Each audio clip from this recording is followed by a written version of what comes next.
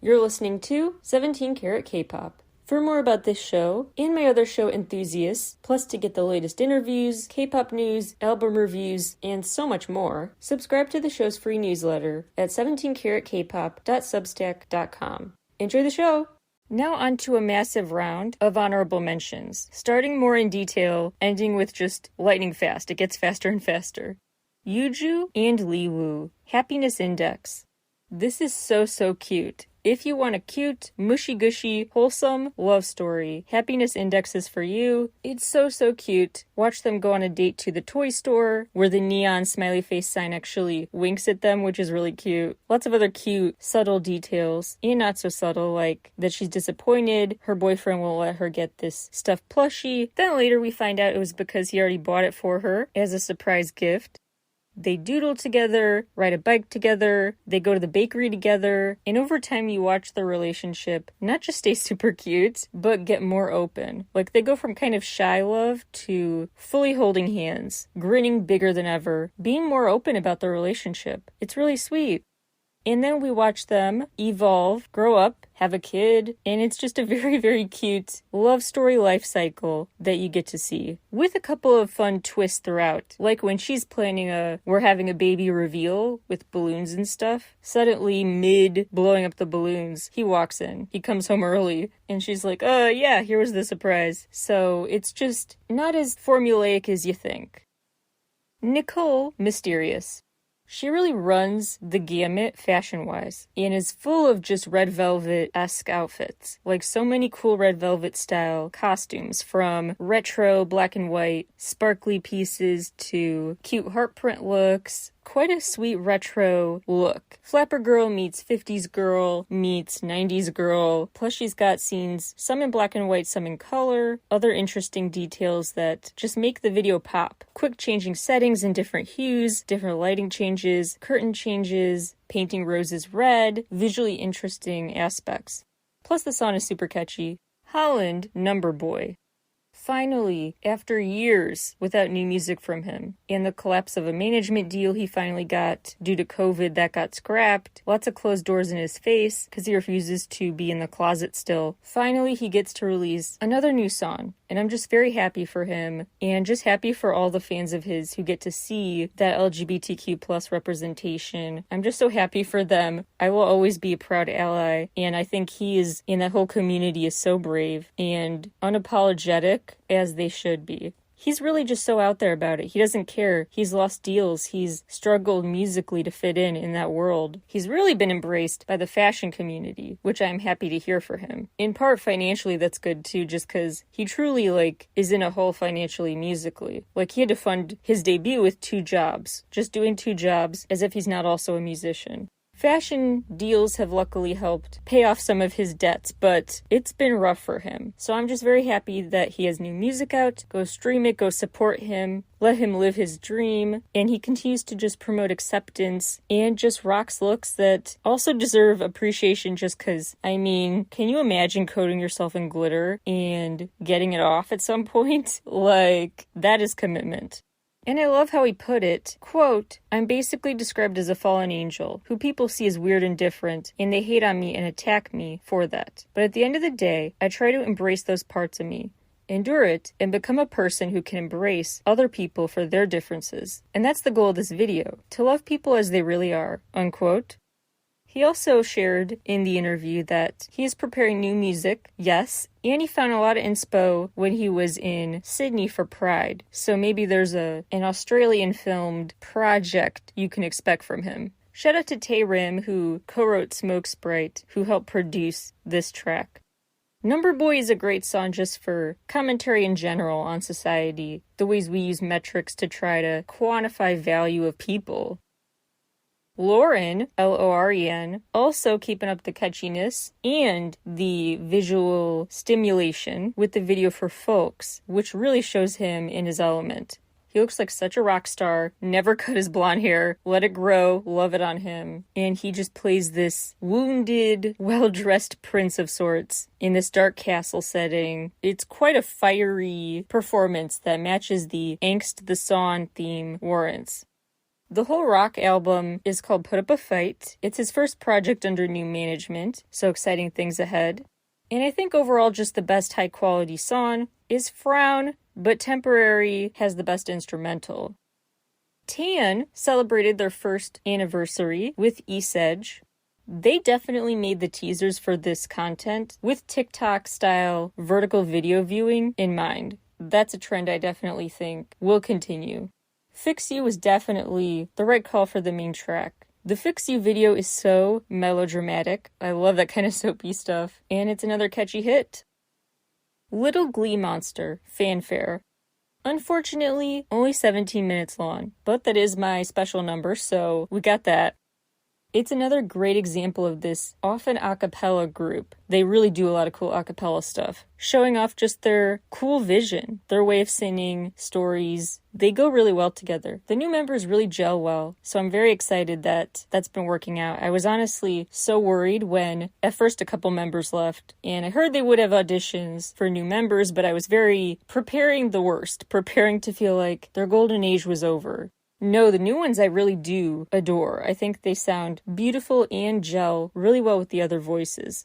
They also released a recent Spring Songs medley, so make sure you check that out for the proof they are great at a cappella. But the album itself is not, and it's just very jovial, very spring-ready, party-ready. Million Miles is the most beautiful vocally. My personal favorite, though, is Wonder Lover. Gaho, Diamond. A great showcase of vocally what he's capable of. The piano intro is a great transition into the dramatic, serious Love Me. Then he gets into more feel-good vibes, sway-worthy vibes, Beautiful Night, Diamond. He ends with a pretty instrumentally simple track, the guitar-rooted Lonely. So overall, it's kind of a melancholy release, but it's got a bit more energy in the middle. So it's kind of like a hill, it goes up and down. It's just a great showcase more than anything of his vocals. Kingdom, History of Kingdom, Part 6, Mujin. I love how much they are dependably unapologetic about using traditional instruments in their stories, not trying to cater to a Western sensibility. They have some great instrumentals, just for like background music. Intro Stigma, a flute-led intro, leads into the string orchestra swelling for this angst-ridden, movie-ready dystopia, but they add pop catchiness with ma-ma-ma, so they keep it kind of playful while it's also very serious. They also have quite a variety with Song of the Wind, which has a cool ascending structure, piano and strings. They again have a little playfulness in there with elements, which is a similar vibe to Back Down by P1 Harmony. What I think is the best for remixes, like most versatile instrumental for remixes, Love is Pain. Only One of, Soul Collection. I talked a bit about this last month because they released the Chrome Arts single, and this Japanese release is just so strong. They just work so well with those distorted instrumentals, all the synths, all the sultriness, it's all there. They know what suits them, stylistically, vocally, etc. They work so well as a team, maybe even better, with time spread out doing solos. After they released solo projects, coming back together as a group was the opposite of disjointed. It actually felt more cohesive, like they'd really hit their stride after practice runs solo. So that's cool to see. The best B-side, Candy Bomb. Craxy, Crazy with an X, XX. There's quite a back and forth between rap-strong, attitude-strong, and vocally-strong songs. Like showing off just true singing skills and just showing off endless attitude. It's interesting, Blackout is the first song on the album, but it comes last in the highlight medley, so interesting reversal. Nugudam is quite a mega blend of genres, but if you want to go for a more just simplistic, relatively down-the-middle pop song, It's Alright is a good one. Lucid Dream is great for fans of Escape Room from Us 9. That is a vocal standout song. The Undercover EDM remix, definitely worth checking out. Then there is Cypher, Position, which angrily calls out bullies and has a pretty intense music video to go with it. Their visuals continue to be full of impressive choreo, tons of attitude, fierce outfits, lots of fire, literally fiery performances. Speaking of fierce women, Pixie are back with Chosen Karma. they keep it very ominous and interesting, playing kind of dark angels. Like one of them wears a white outfit in front of this tombstone. Really cool blinking you'll miss it moments where rainbows are kind of reflected. Just very, very brief flickers of rainbow light appear amid this gray landscape. Other cool visual effects with like the choice to make the neon red lights different than just, hey, here's another video with neon lights, but structuring them so that they kind of look like wrinkled ropes or twisty snakes or something. Not your typical light shape. They also kind of flip a coin and use that as a scene transitioner, so they find unique ways to bring that visual to life. And they have their message literally set in stone at the beginning with "Hypocrite, now face your fate" written on the stone. I also love a good self-reference, and they shout out their own songs with lyrics like "Flip a coin" and "Call me villain." Trends. Blue Set Chapter, New Days. Love that the New Days choreo includes sign language for the word curiosity. It's also cool because the video tells a story of perseverance and basically if you're going through hell, keep going. You'll get through this tough time, better days ahead. It's kind of an anti-bullying PSA, but it doesn't sound preachy.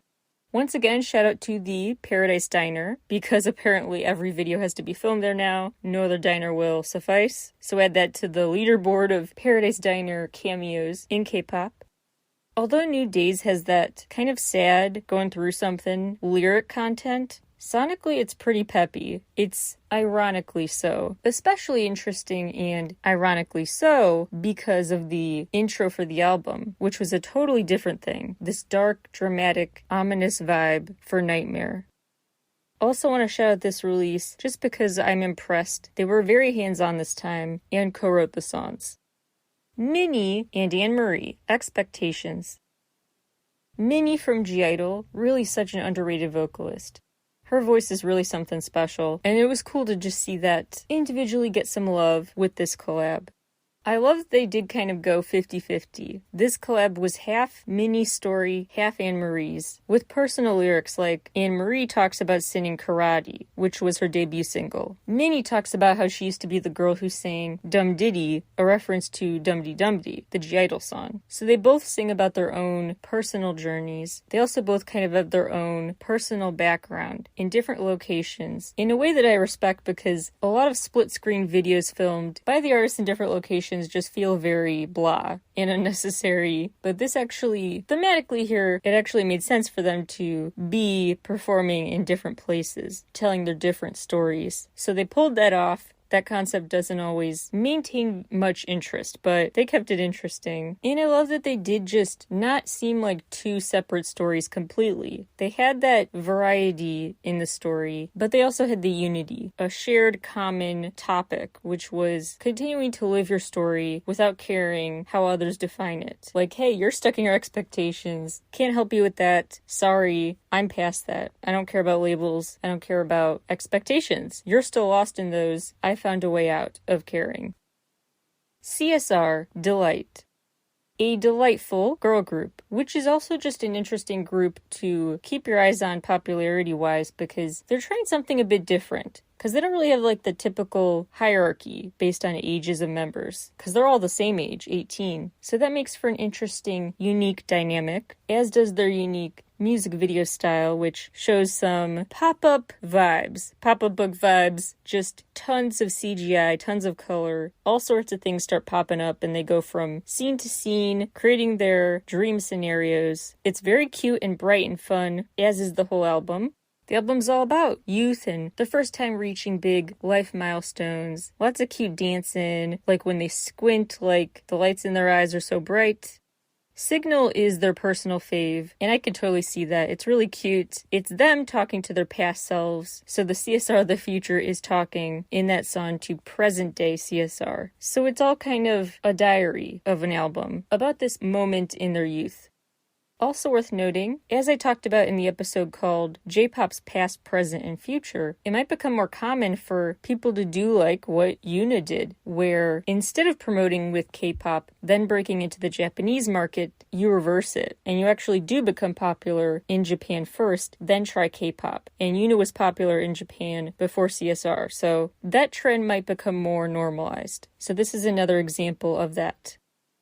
Miyavi's wife, Melody, is teaming up with her sister Christine for the new group, Melody and Christine. They're doing a really cool thing. Halcyon is their debut, a beautiful song that's kind of electronic rock, soft pop rock with more electronic details than expected. It's very different from a Miyavi track, so I like that for them, although it does have Miyavi's signature guitar sound in there, that's clear. But well done, very cool debut, and I'm happy that Melody gets to go back at it because she kind of put music on hold for years while pursuing fashion and stuff. Plus raising kids has gotta eat up some of that time you could have spent on this. So to have this special project with her sister now I think is just really cool, so keep your eyes on them. TO1 covered Hug by TVXQ. In a recent episode called That Was a Remake, I talked about this. Many interesting examples of songs you may have thought were just OG K-pop songs, but actually they were borrowed or interpolated, sampled, remixed, whatever, versions of other songs. So some recommendations I have today are actually not new, but I also do want to recommend some of the OG versions of remakes, because I do like the OG versions, sometimes honestly more. So here's what you gotta check out, classics-wise, in terms of original versions. Honestly, aespa did what they had to do with Next Level. Like, the original version was pretty blah, just being honest, and aespa's version added so much more personality, a fun detour in the bridge, just more variety, more surprises, just overall better and fuller. I also really do love both Jordan Fisher's All About Us and what it was turned into, NCT 127's Fly Away With Me. Both have their merits. And I really did find a new favorite in Cinema Bazaar, the glam rock group who released Forever or Never, which SHINee remade. That Cinema Bazaar OG version, honestly way better, and just a great entry point to that band's work. I really do like Mr. Rover by Dara, and it really wasn't changed very much at all for Kai's version. Also super similar, Devil by Alex Runo and Max Changman, and both versions I see highlights in. Some aspects of Max's performance I love more, but some aspects of Alex Runo's voice I like more too. They're both really good versions. Kwon Jin-ah, The Flag. Beautiful, beautiful, beautiful. Just that song really is astounding. Her voice is just so compelling and beautiful, and the songs just work so well with her voice. She just knows what musical lane will help her shine the most and get a song to go from boring and blah to just stirring to listen to. After Night Tide, with guitar, strings, percussion, she also adds just an extra climactic feel to boost the title track, Raise Up the Flag. She goes for a more R&B vibey mood with unexpected twists in These Days. Then goes for a piano ballad, and ends with Butterfly, a lighter feel, a guitar-based number where she kind of has a more airy delivery, so you kind of go through like a roller coaster of emotions with her, up to a peak emotional climax, and then to a more chill, everything's gonna be alright, calm demeanor. Secret Number, Like It Like It. This is quite a mature, edgy, for them, Japanese debut. Just showing lots of attitude, and they're gambling. Somehow so much that I think they ran out of business. Like, the bartender leaves them with the keys to the place. Like, they cleared it out. They won the whole freaking casino. I guess that's why the group name is Secret Number. They found the magic code. When they're not winning at gambling, they rock that girl crush concept in these black outfits, then they have dance scenes in sparkly outfits, just top tier outfits, and just unmatched confidence. It's also interesting that they did kind of change their sound for a J-pop debut. It definitely has some of the sonic sensibilities that are more common in J-pop than K-pop, but it works for them. The busier nature, the happier, fast-paced tweaks, they really took their classic sound and changed it in a way that wasn't too much of a change to sound like it doesn't work for them. But it is a very new side of them that was exciting to see. Alala featuring your boy TJ, Bad Mouth. This song is kind of literally everything. This Thai girl group has some real bangers, but this one is especially good because it's so much in one release. There's such a variety in this song and video. Bright, bright colored outfits, very funky accessories, fun dance moves, fun call and response ready moments, but also some sass, some attitude, some coldness like, hey, me and my smart mouth are only going to stick around for so long, so take advantage of this moment and pursue me already. So the attitude is there, but so is the jovial attitude. The song itself is kind of everything, not just the video, but the song has its moments of just the attitude and moments that are very K-pop-esque. The hook, the chorus, then there's the rapping, which is just not what you expect, but it works. The speed, the pacing of the song, kind of all over the place in a way that manages to be pulled off well. There's just a very unique energy to this single. That chorus is also going to get stuck in your head all day. There are so many elements of the song and video you could latch onto and pick as a favorite. Just not a dull moment and a great intro to who they are too. Definitely revisit their other singles after this. Jeff Sater, Dum Dum.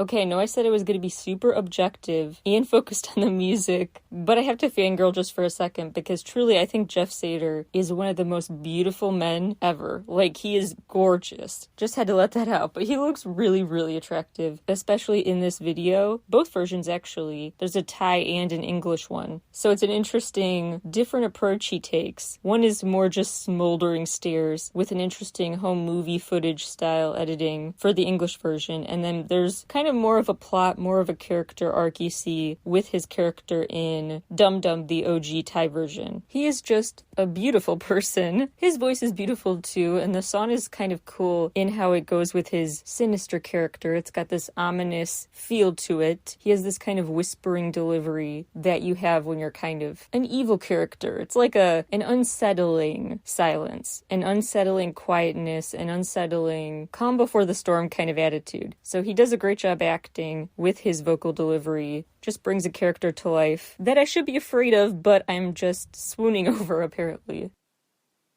Dust Cell, Round Trip. I love the cool distinctive transitions between tracks on the highlight medley. That video is just a pretty cool story itself. Cool animations as always to go with this release too, so the visuals just go with the anime rock really well.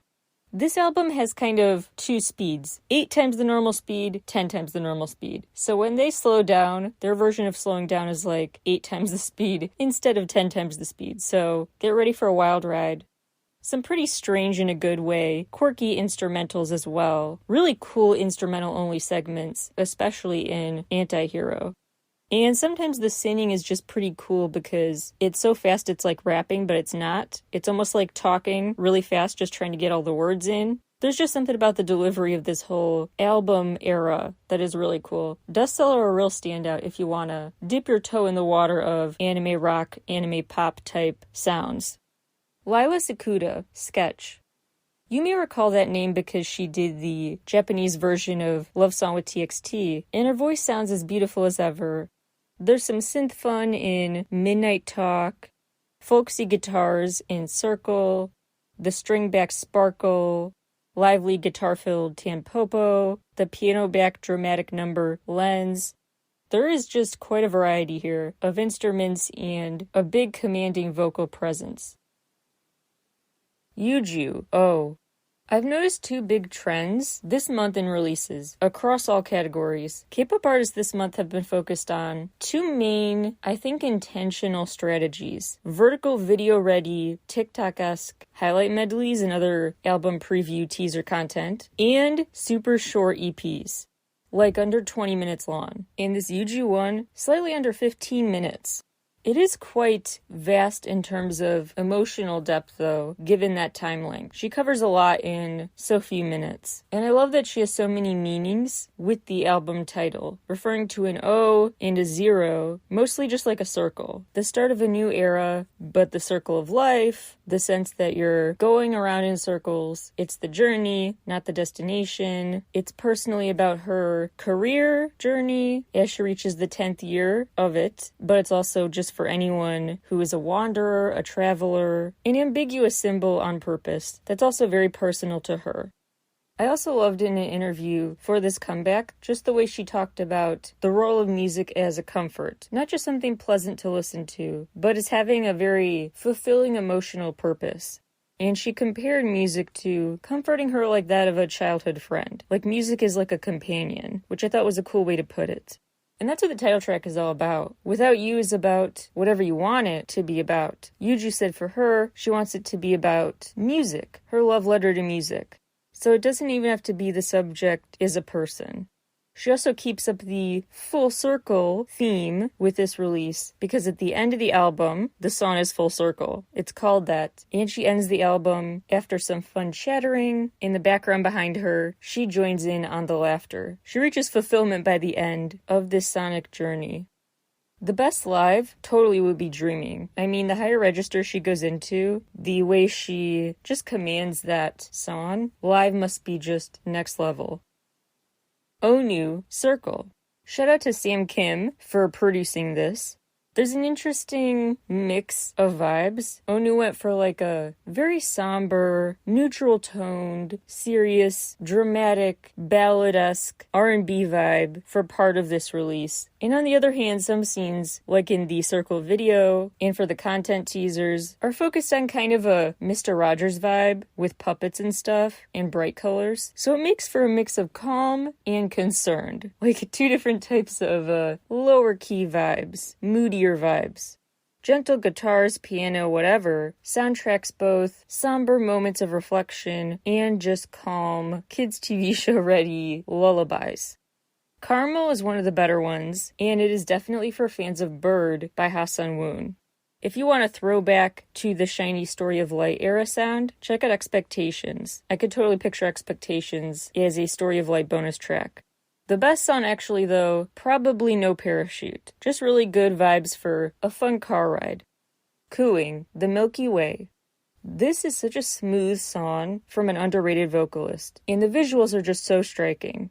Cool outer space images, galactic images that come back at the end with an added symbol of the wings on fire. She has other colorful symbolism like eating red flowers that she spits out and now they're black. She moves them on white sheets, wearing this shimmery ensemble. She has cool silver rhinestone makeup. She's surrounded at one point by color with colorful flowers. In other scenes, just pops a color, like a green outfit. She plays around with tiny blue orbs, maybe representative of the planets, the outer space, Milky Way theme. There's also symbolism with the tally mark covered wall, the cocoon to butterfly moment. In Technicolor, the blue butterfly. There are so many moments that can represent a bunch of different things, up to your own interpretation, but she uses colors and other visual cues to tell a very meaning-packed story. There's a very cool under-the-radar rock song called Life Sentence by Vanilla Air, and it does not waste a second. It's just without a break, without stopping, just keeps the story going. The transitions are nanoseconds long. Well done. This song I want to recommend without knowing how, because it is such a weird, intense, odd mixture of sounds. But go check out Work, because somehow the song does work, so that works, by Sheena Ringo and Millennium Parade. Also just quirky and hard to describe but entertaining, Yoasobi's new hit, 17. Love the name choice. Speaking of J-pop, Purple Kiss made their Japanese debut with Dear Violet. And although honestly, I was hoping for more from it, what they released is nice, the song Tonari, plus versions of their hits in Japanese. I recommend this more so just to call your attention to how much they deserve their popularity, and that they're popular enough now for this Japanese debut makes me very happy. Speaking of girls who are popular enough for a Japanese debut, Kepler released Flyby. I already talked about this when the video for Wing Wing came out, which was last month, but they did a nice job. So aesthetically pleasing, with light pink and blue and purple, and really cute preppy outfits, bright colors in other rooms, cute pink outfits too, cool abstract paint art, so many cool visual components. They also kept it just really cute and fun with this very quirky story for I Do Do You. That's a must-watch too, so even if a Kepler song is a miss for you, it is a hit when it comes to the video. You'll never regret watching that. Also want to shout out their new Japanese EP because that Imlay remix of Wadada, unnecessary, but I love it so much. Way more than expected. BT21, BTS's animated animal alter egos, have a new video. They have an adorable story to tell about introducing each other to rap, and it is just the cutest thing ever, period. Go watch it. It's called Would You? White, WHYTE, aka question mark TE, sometimes that's how it's spelled, but it's white, released Finale, a sultry jam, kind of reminiscent of Boa's style. A can't miss, naturally danceable jam, Sonari's Just Dance Now. And an optimistic, feel-good vibe. I'm really rocking these descriptions today for Junie's new single, Optimist, featuring Blase. If you liked the Happiness Index recommendation, make sure you see another sweet love story with Real Love Still Exists by Henry and Yuna. In the category of just beautiful vocals, Shido with Bubble, Gemma with Writer's Block, and of course I have to shout out Hoshi for his Day 6 cover of Hurt Road. Sayaka Yamamoto has a new live release, and it is everything. The teaser clip of the Don't Hold Me Back performance really got to me because that song is just her best single ever, and her live version I really love. Very happy to see that on the DVD. Nact Vane, N-A-Q-T Vane, released Nact, N-A-Q-T.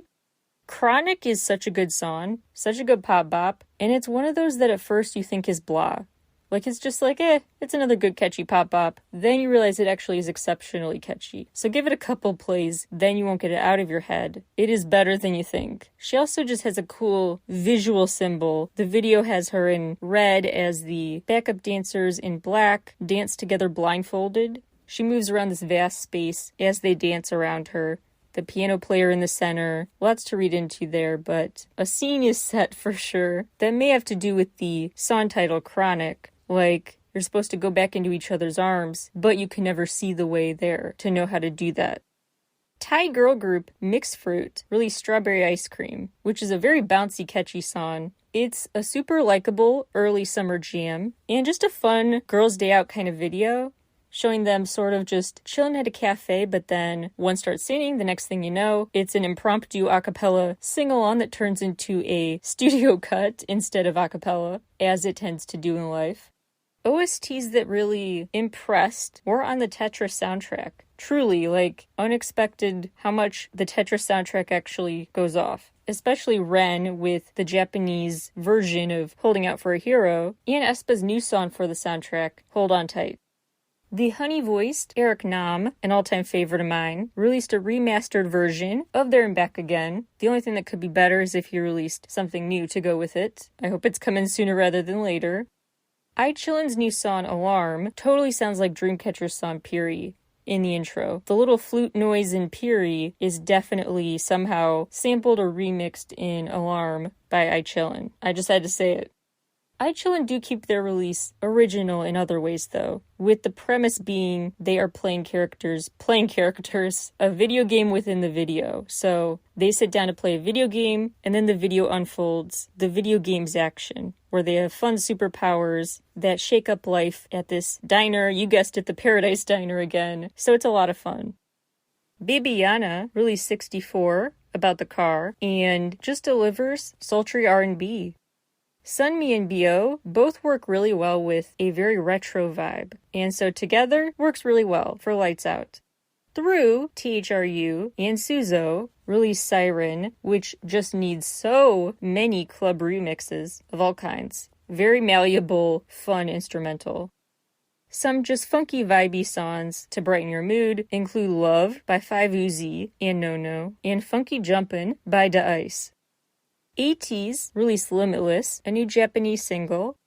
The video kind of as a whole prepping for the big event energy, like pre-Hunger Games, pre-End of the World, intense training. Like the battle is coming. So interesting possible storyline addition as they sharpen their swordsmanship skills, say that 10 times fast. They are training in the gym, they use these arrows, bow and arrows, practice archery. So they are gearing up for battle.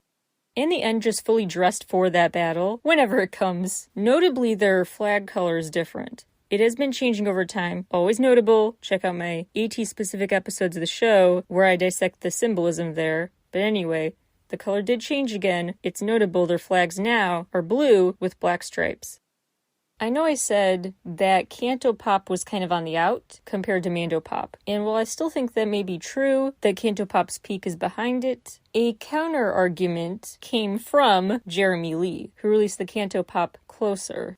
And Closer is a cool video to go with it. Basically, a woman drugs this guy on a date. That's not the cool part. But then they kind of dance romantically, in an underground space. What he's imagining in what really happened, up to interpretation. But it's interesting, and it's kind of just like a PG-13 movie compared to some of the more wholesome stuff you'll get from pop artists, so it was kind of a refreshing change of pace. And it's got a cool, very dance-ready, salsa-ready, just sonically not what I was expecting, or story-wise. So, also you should check out the video because you can tell me if I'm right or not, that Jeremy Lee in this video looks quite a bit like, not even just physically, but just personality-wise, I don't know. Something about his mannerisms remind me of the guy who would cosplay as a dad in Twilight when they were trying to blend in with the humans. That guy, he kind of looks a little like that. Gives me that little bit of that energy. Do with that what you will. I do want to talk about some, not necessarily recommendations, just new releases that are either not my cup of tea or just leaving me confused as to how to feel about them. So ones that are kind of maybe polarizing choices with strange narratives. If you just want weirdness or something very out of the box, unconventional, or just want to be a fan of projects that are not popular or are panned in some circles, here are some things I think are still worth checking out, but not necessarily because I like them. I just find them very interesting and worth sitting with, story-wise. An artist named Suho released a song called IDGAF, and it's not that Suho from EXO, it's someone I've never heard of under that same name. So that's kind of concerning, because I was confused at first and like, hey, is that Suho from EXO? No, it's not. So I don't know if that's legal right now, but he is releasing music, so just wanted to flag that. Rayon, R-A-O-N, released Like, which is a pretty video aesthetically. Lots of bright pink and yellow, but the plot is just puzzling me. Like, all of her band members are in these animal masks, and the guys ironically act the most human when they're in the animal masks, and they act kind of rude, less well-mannered when they're just masks off, when they're just supposed to be humans. It ends in a dance party because why not? All is forgiven despite them chasing her with a mop earlier. Quite a whirlwind. Speaking of strange animals, Alexa teamed up with the Bored Apes. Yes, BADS, as they're abbreviated for their music career, BADS, the NFT apes, who now do music. The single's called Running Out of Love, and the video is a very odd partner for the song. The song's kind of about, I'm done with a relationship, I can't do this anymore, and the video's about these guys crushing on a famous cat named Fenny. They want to go see Fenny on tour, the apes fanboy over her, she visits their donut shop located in the middle of nowhere, helps drive a bunch of traffic to the now not failing financially diner type place. It's a whole thing. I don't know what's going on, what the moral is, or what any of the video has to do with the song. I don't know what's going on, but keep your eyes on this trend because these Bored Apes really want to go places with music. They signed a deal with Universal's metaverse-focused subsidiary, which is now a thing, so... Speaking of the metaverse, boy band Superkind, which includes one digital member, is back, and I honestly can't help but keep being intrigued by them. I liked Watch Out, their debut, and the song Moody's pretty good too. Very interesting mix of digital and live-action storytelling. The computer-generated, basically, Web3 member, long story short, goes back in time to give the key to one of the other members as a little kid, if I'm understanding this correctly. Then flash forward to the present day after that, and that is when the action's unfolding where this character is literally cold comfort, like looking cold but still offering comfort and hugs, and suddenly tendrils kind of just grab him from behind, strap him to a wall, greenery starts to grow out of the wall, like he's become one with the plants and stuff, so like he's a villain that's getting caught, but he left the key to the solution, I guess, with them in the past, now they have to find it again in the present. Lots of questions, but worth keeping your eyes on this to be continued story. I also think it's pretty cool that the logo at the beginning shows the words nuke and pride scrambled into superkind. It doesn't quite fit, actually. It's not a complete anagram, but it's a cool idea that nuke pride is kind of the mantra their story is based on. Other animated groups include Plave. They released an EP, Asterum. And then there's Girls Reverse. They released the final set of 2 singles from the show they were formed on. Since January, it's been airing, where famous already real people are competing in the show as their animated alter egos. Then, as their avatars, they teamed up and are this big 30-person performance group for the finale. Really don't knock this until you check out the show. It's just impressive to me behind the scenes. How much work goes into each contestant meeting with the creators of the show, the creative team, to actually be hands-on, which they were, in editing and creating a full persona, an avatar for themselves, true to themselves. I think it's safe to say it took twice the amount of time, at least, to make each episode as it would if it was just them, not them and their avatars to prepare. So tons of digital editing and experimentation was happening. Quite a feat to pull off. So with all things considered, the songs are better than expected. Not for me, but objectively okay. It's also just such an interesting project, kind of worth rooting for because it's an interesting social experiment. Because the members they don't use honorifics, they feel freer to express themselves in a new way as they interact with other band members via avatar. So the members don't even know who the other members are in person. Like, you could be with Beyonce in the group and you have no idea. It is just other famous artists who are also anonymous to others. So the way that they talk to each other might differ. Now, this would be a fun meta TV show of the TV show, some sort of sociological study angle to their interactions. But anyway, another animated-ish group, animated inspo group, is the one who was inspired by Sailor Moon, SG5.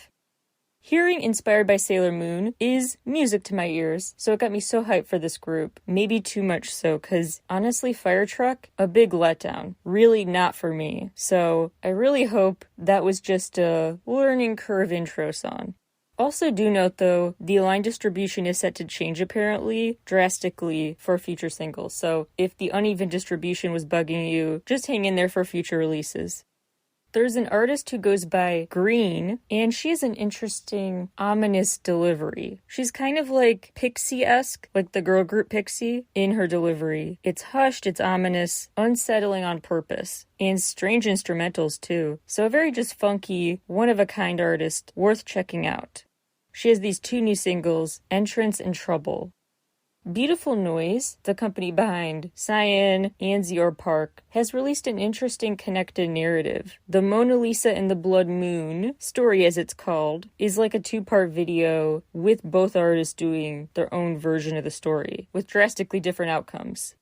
Zior Park's story is about, it's really hard to explain. You watch this guy kind of be flirty with this girl in a very weird neon lit apartment basically. It's like a high stakes crime story. They're on the lam. It's a messy romance story. It's also like its own strange movie trailer. It's like the trailer for the kind of movie where when you ask what's it about, no one can tell you really. It's hard to summarize. It's like you just have to watch it to understand the plot. It's like that kind of concept movie they're going for. Very, very strange. And it's kind of to be continued into Science Song, Grow and Fly.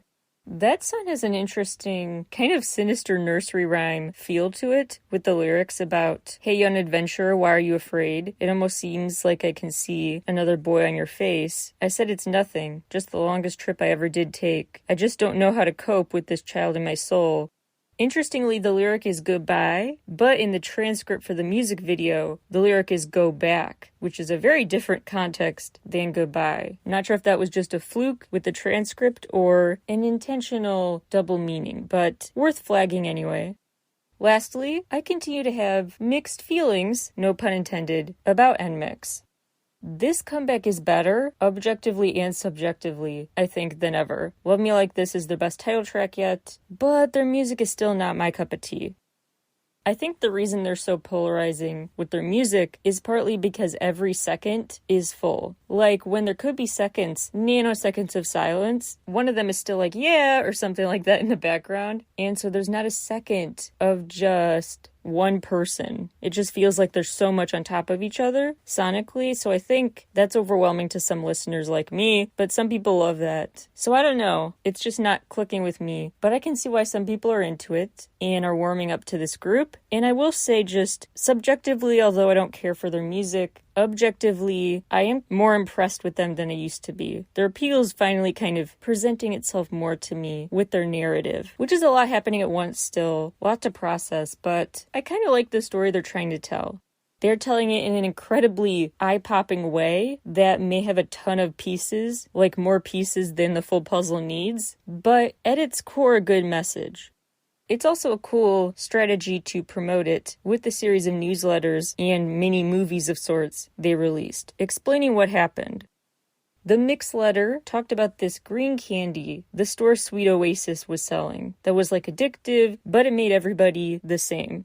Volume 2, they reveal Sweet Oasis is the same place that Pick and Mix used to be, which sold a wide variety of sweets. So the variety of magical sweets was replaced with one sweet that everyone wants. So you can kind of sense, the underlying theme is variety is the spice of life. We all have our own superpowers in a way, magical traits, and let's not try to all like the same stuff, all be the same. Being different is special, etc.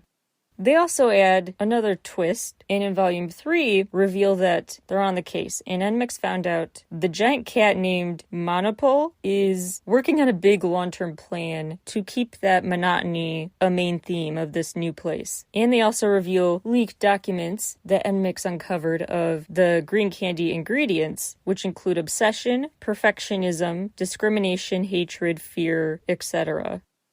Now they want to go find the good traits which were in the ingredient list for the pick and mix selection. It is a cool, cute, clever premise that helped me warm up to this group. And then Volume 4, the newsletter, revealed that this plan, more leaked docs basically came out. And the premise now is not only do they know what the green candy was doing and what Monopole is up to, but also what the long-term ramifications are intended to be with the green candy takeover. And that is to spread hatred and de-diversify the personalities of the Enser, their fandom. They also have a tip line about calling NMIX News in the future, with more hints. That's a cool hotline idea for future fan engagement, maybe even news alerts. That would be cool, like any other news notification, but you get an NMIX letter notification. I also like that they're getting at a bigger, meaningful context with the concept film called Dizziness of Freedom, with the monologue quote, "Does it come from within you, or does it come from the outside?" Inside freedom, we feel anxiety, since we always have to make our own choices. Unheard senses that grew through the apertures of freedom to blossom a flower named growth. We must make a choice on our own, once again. In the midst of endless chaos and disarray, we will eventually find the path that I truly desired, unquote. So this story in what they call Mixtopia, just getting started, and conceptually, I'm excited. Sonically, not for me, but they are a group worth investing in, I think, emotionally. As for the best English language releases, some of my favorite pop icons are still killing it. BB Rexha's Club Ready banger, Call on Me. Icona Pop in the same vein, just club ready for sure, faster. Zara Larsson released a beautiful acoustic version of Can't Tame Her, which is another club banger, not the acoustic version, but... Plus Rina Sawayama released Eye for an Eye for John Wick, a pretty good OST. I know we don't call them OSTs in the West, but whatever. Another great OST, if you will, Still Alive, which was recorded for the new Scream movie that's a song from Demi Lovato. And speaking of Demi Lovato, she released a new rock version of her classic Heart Attack. And oh my gosh, that song was meant for a rock version. Like, that song is just beyond when it's a rock version. It's just so perfectly suited for it. I really want like a full classic Demi Lovato album, all rock versions. Just cool for the summer rock version, Heart Attack of course, rock remixes maybe too, maybe even some B-sides. I mean, Demi's voice is just so perfect for more rock that I just hope Demi stays in that lane. All the pop is just perfectly converted to rock. Demi Lovato's discography just lends itself to a rock pivot. So hopefully more from her in that direction. Speaking of stars defining my teenage soundtrack, Miley's back. Miley Cyrus is back with Endless Summer Vacation. Coming, it seems early, but first of all, time's a social construct, and time moves fast anyway. Summer will be here before you know it. Second of all, she released it before Coachella, which for music fanatics like myself, Coachella is kind of when summer really starts. Summer starts when festival season does. So anyway, timely or early, this album is still, I think, right on time. It really has a great range to show just her real raw power. She really is an ultimate powerhouse for our times. Such a cool, unique rasp to her voice, and it goes well with a variety of genres. My personal preferences are the dance floor ready ones like River, but it's all just really well done. More emotional stuff in the lane of like Malibu, a perpetually underrated single. Well, okay, it was kind of a hit or miss era, but specifically the Malibu pre-release part of the full Younger Now era, that was it. So anyway, she kind of revisits past Miley eras throughout this varied discography. Well done. I continue to be a fan of Tyler, the Creator. He always impresses me just because he's so one of a kind and undescribable. Like, it's just so hard to articulate what it is about his music that I find so fascinating, that has captivated audiences worldwide. You know it when you see it and hear it. It's like alternative music. Alternative rap, trap, hip-hop, R&B, indie, I don't know, insert any genre here really. Alternative, all of that mixed together. It's sort of like an audiobook with a beat to it. It's interesting, meandering at times, funny at times, just bizarre at times. Where's this going narratives? Just he's quite a storyteller. That unpredictability is still there. You never know what you're gonna hear. How his stories will become a soundtrack and come to life. He's back with that for Call Me If You Get Lost, The Estate Sale. And it's also a pretty good era for him in terms of just being completely himself fashion-wise. I love Jax's single, Cinderella Snapped.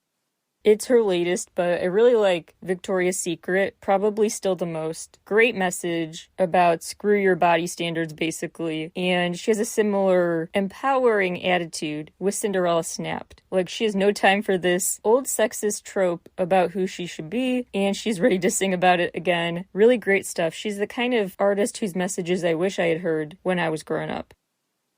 In terms of punk, which I use very broadly, but Fall Out Boy still got it on So Much for Stardust. There's a new punk group, new to me, called Meet Me at the Altar, who I really find interesting. Their new album, Past, Present, Future, a must listen. I recommend this on TMI to get you started, but it is all just something about it. They have a cool it factor. I could definitely see them having a long career. And Set It Off is back with another great new single, Punching Bag. Set It Off continues to be just perfectly in the same wheelhouse as Panic at the Disco and Fall Out Boy fans. That is for you. Set It Off. Claim them as another favorite. Lastly, this is another example of a totally don't judge a book by its cover, don't knock it till you try it, new to you introduction to music. Because I had zero expectations. I don't even really know why I checked out this new song from an influencer star. But I don't know, I guess I was like, I don't know, maybe it's a good pop bop. Why not? And the why not attitude often pays off with music. You can be surprised way more than you think. And I was so pleasantly surprised by what an absolute banger this song is. Told You So by Lauren Gray. I totally underestimated that she could rock a pop song, but it's pop perfection. That's all for me today. Let me know what you guys are listening to these days. And remember, you can tell me right in the comment box directly in Spotify if that's where you're listening. Also, make sure you're subscribed to the show's free newsletter so you can get the full ranking and review corresponding right up to this episode in your inbox for free, 17caratkpop.substack.com. Thank you again, and I will talk to you all again very soon.